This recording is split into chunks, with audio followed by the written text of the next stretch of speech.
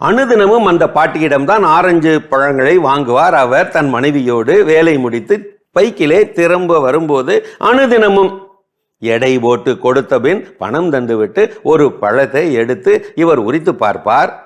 புளிக்கிறது என்று சொல்லி உரித்த பழத்தை அங்கேயே விட்டு அப்படியே மீதி பழங்களை எடுத்து செல்வார்.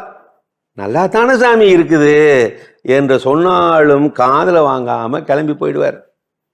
இப்படி அனுதினமும் நடக்கிறத பார்த்த அந்த மனைவி கேட்டா, எதுக்குங்க இந்த டெய்லி டிராமா? பழம் இனிப்பா தானே இருக்கு, ஏன் உரிச்சு போட்டுட்டு வந்துடுற? அதுக்கு இல்லடி, பாவம் அந்த பாட்டி விலைக்கு வாங்கி வச்சிருக்கிற பழத்தை பசிக்காக சாப்பிட மாட்டாங்க.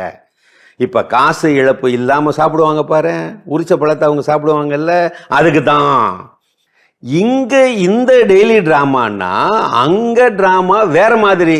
இதை பார்த்துக்கிட்டே இருந்த பக்கத்து காய்கறி கடைக்காரர் கேட்டார், ஏன் பாட்டி அந்த ஆளு தான் உன் பழத்தை தினமும் புளிக்குதுன்னு ஒரு பழத்தை குறை சொல்லிட்டே போட்டு போயிடுறாரு, அவருக்கு போய் ஏன் டெய்லி கொஞ்சம் 2 பழம் அதிகமாகவே இருக்கிற மாதிரி நிறுத்து போடுற? சொன்னாலாம் அந்த புன்னகை பாட்டி, நான் சாப்பிடணும்னு தினமும் குறைய சொல்லி அந்த புள்ள உரிச்சு வச்சுட்டு போகுது. பாவம், அது எனக்கு தெரியாதுன்னு நினைக்குது. விலைக்கப்பட்டு கடைசியா தத்துவமா இப்படி பேசி புரிய வச்சதாம் அந்த பாட்டி. நானாவா எடை அதிகமா பழங்களை போடுறேன்? அந்த பிள்ளையோட அன்புனால, மனிதாபிமானத்தினால இந்த தெராசு தான் பழம் இருக்கிற பக்கம் சரிஞ்சு விழுகுது. நான் என்ன பண்றது? அன்பு அது இருமுனை பரிவர்த்தனை. 4 பணம் சம்பாதிக்கணும்னா நல்லவனாலையும் கெட்டவனாலையும் முடியும். 4 மனுஷங்களை சம்பாதிக்கணும்னா நல்லவனால மட்டும்தான் முடியும்.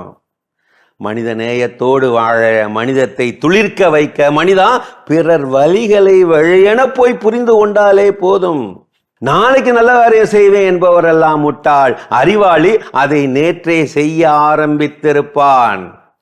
வண்ண எண்ணங்களிலும் நல்ல செயல்பாடுகளிலும் ஆண்டவன் அசைவாடி கொண்டிருக்கிறார். உனக்கு நன்மை செய்பவருக்கே நீ நன்மை செய்தால் அதனால் என்ன பயன்? வினா எழுப்புகிறார் இறைமகன் இயேசு கிறிஸ்து. ஆம், தெரிந்தவருக்கு உதவும் போது மனிதராகிறாய், தெரியாதவருக்கு உதவும் போது தெய்வமாகிறாய்.